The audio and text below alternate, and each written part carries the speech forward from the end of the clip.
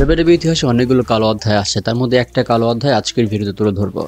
আজকের ভিডিওতে আপনাদের পছন্দের দুজন রেসলার জন সিনা এবং ট্রিপল এইচ, তাদের জন্য মিনিমাম 5 জন রেসলারের ক্যারিয়ার নষ্ট হয়ে গিয়েছে বা তাদের ক্যারিয়ার ধ্বংস হয়ে গিয়েছে, এগুলো নিয়ে কথা বলবে। আর বেশি কথা বলা চলে যাবে একদম মূল ভিডিওতে।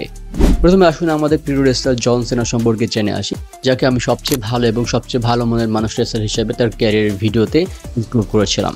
কেনি ডিক্সট্রা, তিনি ছিলেন দ্য স্পিড স্কোয়াডের সদস্য। দ্য স্পিরিট স্কোয়াড এই গ্রুপে মেইনলি 5 জন মেম্বার ছিল এবং তার মধ্যে ডলফ জিগলারও ছিল। তো তারা মোটামুটি ভালো একটা সময় কাটাচ্ছিল। তারা যখন ডি জেনারেশন এক্সের সাথে একটা ফিউডে ছিল, তখন কেনি বুঝতে পারেন যে তার গার্লফ্রেন্ড মিকি জেমস, যিনি কিনা একজন স্বনামধন্য ওমেন রেসলার, তার সাথে জন সিনার একটা সময় চলতেছে, তার সাথে জন সিনার প্রেমের সময় কাটাচ্ছেন। তো এটা যখন তিনি বুঝতে পারেন, তখন তিনি জন সিনার কাছে এটার জন্য প্রতিবাদ জানান, কিন্তু এই প্রতিবাদে তার জন্য কাল হয়ে ওঠে।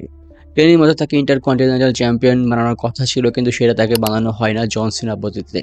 ইভেন তাকে ডাব্লিউডাব্লিউ থেকে রিলিজ করে দেওয়া হয়। তার ভাষ্য মতে জন সিনা শুধুমাত্র তার গার্লফ্রেন্ডে নিয়ে যায়নি, তার ডাব্লিউডাব্লিউ ক্যারিয়ার শেষ করেছেন জন সিনা।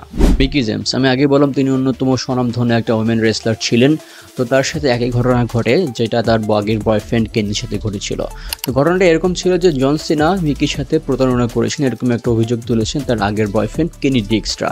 তিনি বলেন যে মিকির সাথে জন সিনাদের সম্পর্ক ছিল, সেটা উইন উইন সম্পর্ক ছিল না। মানে মিকি জেমস জন সিনার কাছ থেকে অতটা সম্মান পেতেন না, অতটা সময় পেতেন না। জন সিনা তাকে ইজিলি ঠকিয়েছে। কয়েক মাস পরে মিকি জেমসকে ডাব্লিউডাব্লিউ থেকে রিলিজ করে দেয় শুধুমাত্র জন সিনার আপত্তির কারণে।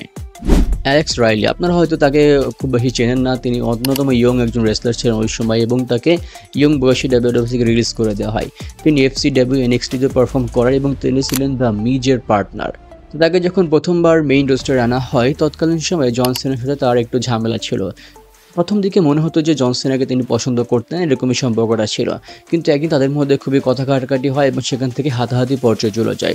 তো এটা নিয়ে পরবর্তীতে অ্যালেক্স রাইলিও দুঃখ প্রকাশ করেন, কিন্তু তিনি ভাবতে পারেন না যে এটার কারণে জন সিনা তার পুরো ক্যারিয়ার ধ্বংস করে দেবেন। তাকে ডাব্লিউডাব্লিউ থেকে রিলিজ করে দেওয়া হয় এবং পরবর্তীতে তিনি অন্য কোনো রেসলিং কোম্পানির সাথেও কাজ করতে পারেননি। এবার আসি ট্রিপল এইচের কথার দিকে। ট্রিপল এইচ যখন ডি জেনারেশন এক্সের মধ্যে ছিল, তখন তাদের গ্রুপ মেম্বারের মধ্যে অন্যতম একটা ওমেন মেম্বার ছিল চায়না। চায়না কিন্তু আমরা বর্তমানে আজ এরকম দেখি যে সকল উইমেনরা হার্ডকোর লেভেলে রেসলিং খেলতে পারে, তাদের মধ্যে তিনি কিন্তু অন্যতম। তো চায়নার সাথে ট্রিপল এইচের প্রেমের সম্পর্ক ছিল যখন তারা ডি জেনারেশন এক্সের মধ্যে ছিল, এবং এইটা অনেকেই জানতো।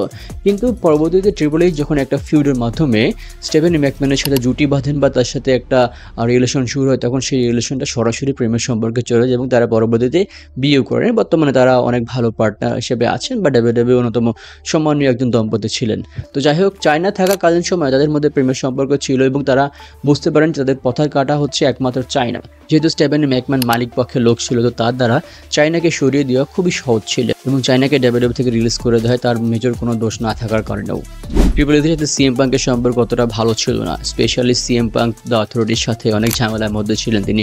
ভিন্স ম্যাকম্যান এবং অথরিটিদের সাঙ্গপাঙ্গ তাদেরকে তিনি একদমই দেখতে পারতেন না। তো ট্রিপল এইচের সাথে তার সম্পর্ক ভালো ছিলেন, তারা একজন আরেকজনকে দেখতেই পারতেন না বলা চলে। তো তাদের মধ্যে 2011 সালে একটা ফিউড হয়, যখন ট্রিপল এইচ ছিল একজন পার্ট টাইম রেসলার বা তাকে খুব বেশি স্ক্রিনে দেখা যেত না, তিনি খুব বেশি ম্যাচ খেলতেন না। তো সিএম পাঙ্কের সাথে ফিউডের পর্যায়ে তাদের মধ্যে ম্যাচ হয় নাইট অফ চ্যাম্পিয়ন্স 2011 সালে। তো সেখানে সিএম পাঙ্ক ম্যাচের পরবর্তী সময়ও আরেকটা ম্যাচ দাবি করেন, কারণ আর একটা ম্যাচ হয়ে স্টোরিটা ফিনিশ হয়েছে, স্টোরিটা একটা ভালো পর্যায়ে যেত, না হলে স্টোরিটা আনফিনিশ থাকতো।